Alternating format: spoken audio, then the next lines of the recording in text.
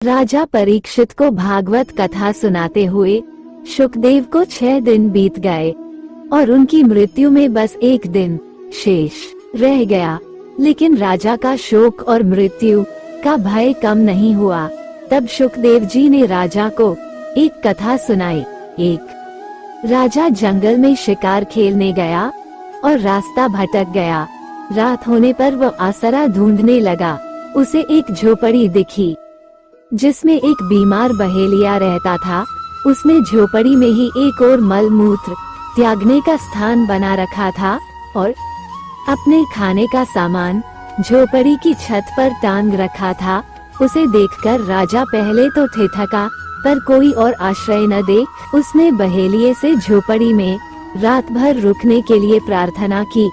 बहेलिया बोला, मैं राहगीरों को अक्सर ठहराता रहा हूँ, लेकिन दूसरे दिन जाते समय वे झोपड़ी छोड़ना ही नहीं चाहते, इसलिए आपको नहीं ठहरा सकता। राजा ने उसे वचन दिया कि वो ऐसा नहीं करेगा। सुबह उठते उठते उस झोपड़ी की गंध में राजा ऐसा रच बस गया कि वहीं रहने की बात सोचने लगा। इस पर उसकी बहेलिये से कलह भी हुई। वह झोपड़ी छोड़ने में भारी कष्ट और शोक का अनुभव करने लगा।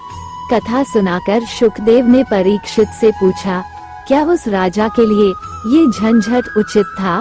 परीक्षित ने कहा, वो तो बड़ा मूर्ख था जो अपना राजकाज भूलकर दिए हुए वचन को तोड़ना चाहता था। वह राजा कौन था? तब शुकदेव ने कहा, परीक्षित, वो तुम स्वयं हो। इस मलमूत्र की कोठरी देह में तुम्हारी आत्मा की अवधि पूरी हो गई। अब इसे दूसरे लोक जाना है, पर तुम झंझट फैला रहे हो। क्या यह उचित है?